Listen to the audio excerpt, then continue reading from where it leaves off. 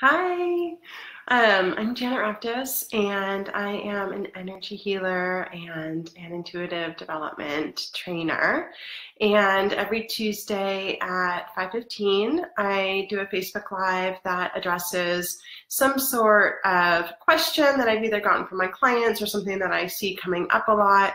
And it typically it's for support for empaths and people who are intuitive, sensitive, and so I just share tips every Tuesday. And so if there's something that you want to know about, feel free to email me, janet@janetraptis.com, or shoot me a message through Messenger, and I will address it.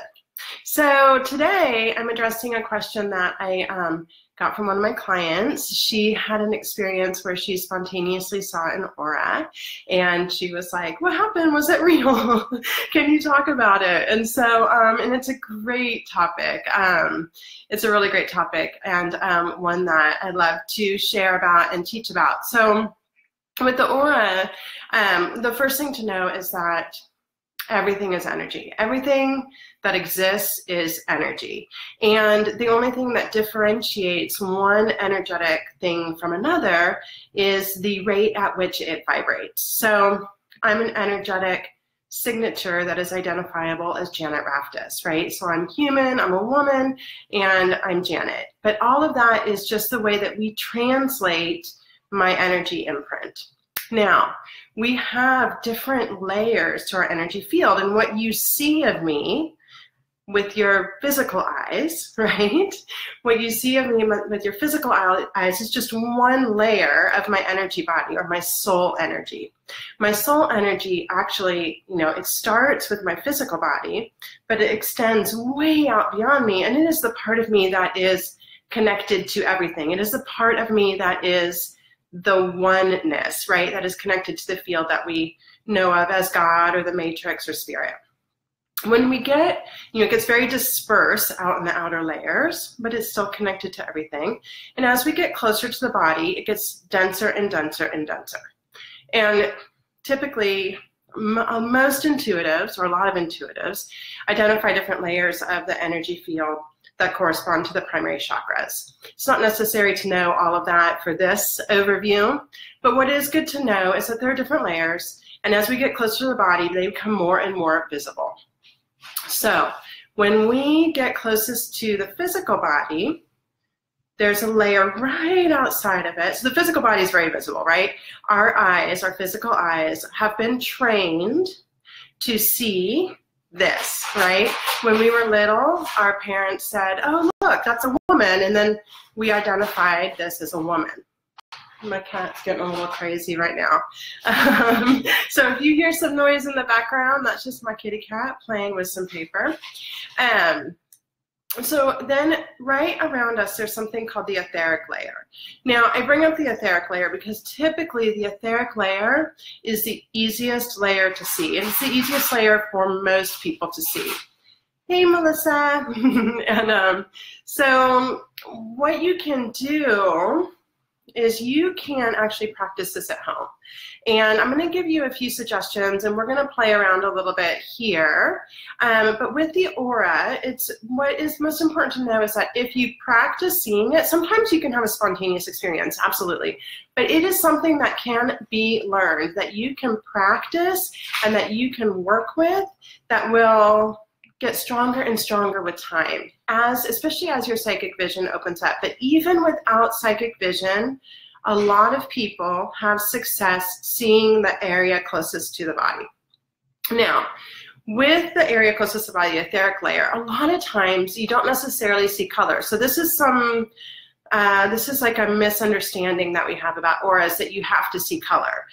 You don't necessarily have to see color, and a lot of the time you won't see color. So I actually rarely see colors with auras unless I'm trying, if that makes sense, or unless I'm in an environment that's very conducive to seeing auras. So for example, like my client who reached out to me, she was at she was at a temple, I think, where some Buddhist monks had done like one of those sand mandalas. And so it was a very spiritual atmosphere. The energy was very ramped up, and she happened to see something. And that's a very typical thing. So if there's a place where it's very spiritual, very creative, you are actually more likely to see an aura, because the field will be stronger. So for example, a couple places that I have sort of spontaneously seen auras are in concerts or musical shows of some sort.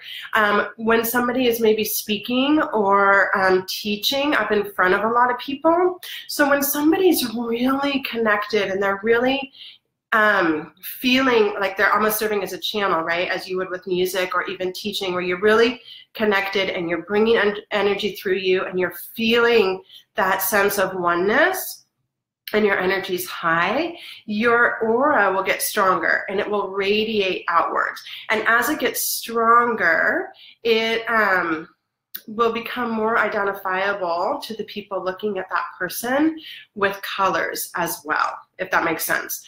So that's an environment where it would be easier to see something. So you can actually try the next time you're in a situation like that. You can tune into the area around the person, and I'll talk about that in just a second, and see what you can see. And there's no right or wrong, but the more you play with it and the more you practice with it, just like anything with intuition, the more you work with it, the stronger it will get. Everybody has different colors in their aura. The colors have meaning. That's something that you can look up or that you can intuit for yourself, because it could vary from person to person a little bit. But for example, I'm a healer, and so looking at everything backwards, so it's really weird. I'm a healer, and so I tend to have a lot of green in my energy. So a lot of people can look at me, or intuitives can look at me, and they can see green in my energy, and that might actually give them a clue to what I do for a living. So but again, that's like not necessary, and also it will change depending on what you're doing. So if somebody's actually channeling spirit, their energy might be more of an indigo or a purple color. So just know that it can absolutely change and fluctuate with whatever is going on in the environment.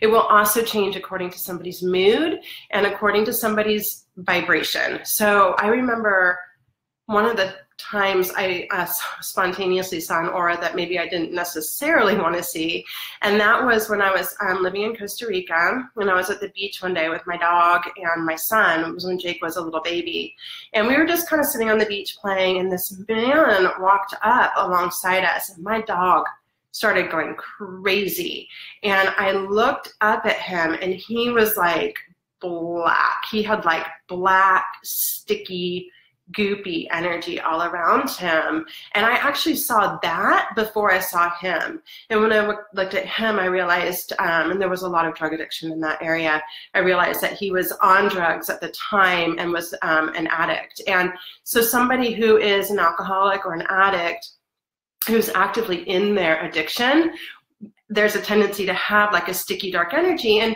the thing about auras too is that we actually we're tuning into them all the time. We may just not know it. And there's a lot of information that you can get without actually like seeing them. So that's another thing I really want to share, is that trust the information that you're getting however you're getting it, because you may not be getting it visually, but you're certainly most likely getting it in other ways, because we say things all the time like, that guy's vibe was weird, or she had the strangest energy, or I felt really uncomfortable around her.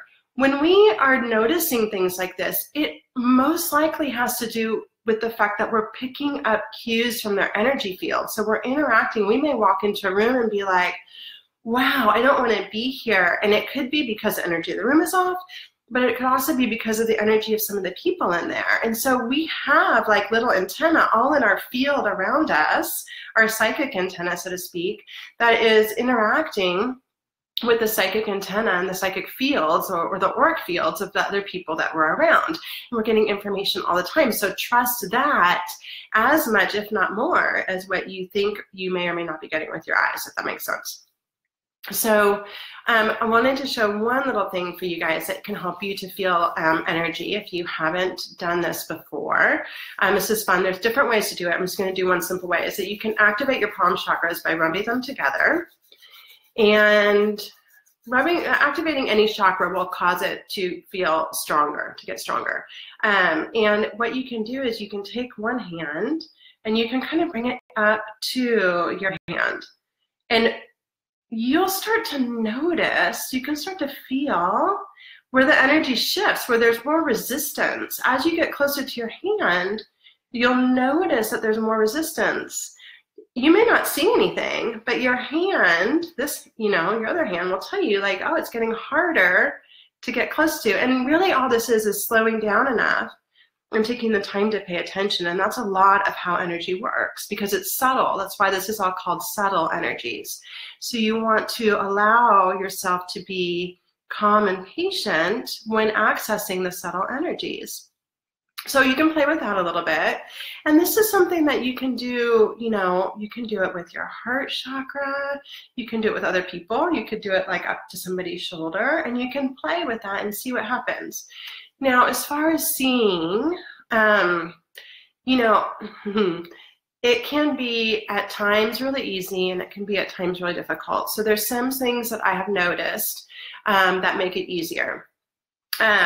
Being against a pale background, a pale but and medium lit background, medium to darkish background, like lighting, tends to, for me, be like the easiest way to see. So in some environments, it's like, wow, oh my God, I could see it. In some, it's a little bit harder. So you might want to play around a little bit with backgrounds, but try like a white or a pale background of some sort, and then have somebody sit in front of it. And then when you look at the person, what you're going to do is you're going to remember that you're not really looking with your physical eyes, and you're going to use your physical eyes, but the intention here is that you're seeing with your third eye, that you're using your psychic vision.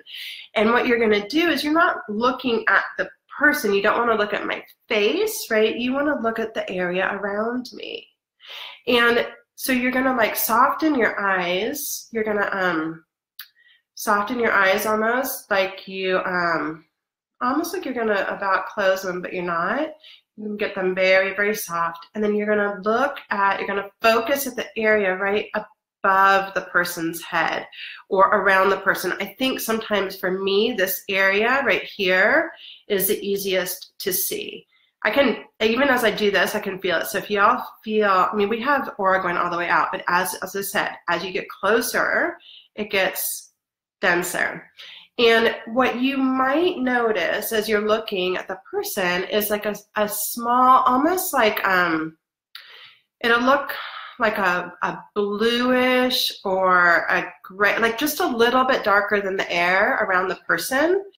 And that is the etheric template. And the etheric template is actually where like a template of our physical body is held in that next layer.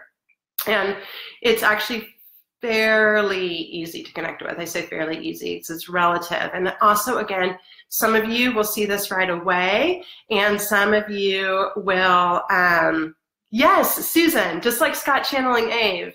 So this was a great example. We had all been practicing trying to see auras, and we didn't have it when we were on our Energy Explorers retreat in October, and we didn't have a great place to do it. The lighting was weird. There wasn't a blank wall where we were. So we were doing it. We had a little bit of luck, but it was a little bit of a struggle. And then like the next day, Scott was channeling Ave, this really beautiful spiritual being that he channels, and we were outdoors and Scott was channeling him, and his aura was like huge, and like everybody saw it. So just even that's a great example because we didn't know that, you know, we weren't expecting that, and then there it was. So just holding that intention of, you know, I want to see an aura, and I'm open to seeing an aura, and I'm going to trust in it when it comes, right? And then just letting yourself kind of play with it and trying different backgrounds, trying different areas, playing with friends and having a good time with it. Does anybody have any, thank you, Catherine. And Melissa says, have you seen auras all of your life, or can it be learned? So it can definitely be learned. And I'm going to tell you that it was both for me. When I was young, I could see energy around people all the time. I could see energy everywhere, like I can now. But when I was young, I didn't I didn't understand it. And at first I thought it was really cool. And then at some point I realized that not everybody could do that. And I thought it was weird. And I shut it down. And then when I was older, I learned. And I actually have kind of a funny story about learning. I was like working in a restaurant at the time. I was in my mid-20s. I was not in this place at all. I was like in my mid-20s. I was like partying and not at all aware of my sensitivities. And I was with a coworker one day and he's like, my mom can see auras. And I was like, oh my God, that's so cool. I want to see them. And I told him I used to be able to see energy and I don't anymore. And he was like, well, I can teach you. And I was like, okay. And he did just what I told you guys earlier. He stood against a wall and he told me what to do. And I looked at him. The wall there was yellow. It was like a very pale yellow. If I heard any of you who live in Atlanta, it was at Cheyenne Grill in Buckhead. Like of all places to see an aura, right? Like we're to reopen this gift. And I softened my eyes and I looked around him and I saw an aura and I was like, oh, that was cool. And then I have always been able to do it since. So this is the thing too, is like once you see it, you'll have it. Like once you'll see it, you'll know you can do it and you'll just have it from then on. And like I said, sometimes it's stronger, sometimes it's not. Sometimes I'll just see one. A lot of times I don't. I don't typically look for them unless I feel like, mostly I use my feeling sense for them. Mostly I allow myself to feel like, is this somebody I want to be around or a place that I want to be in?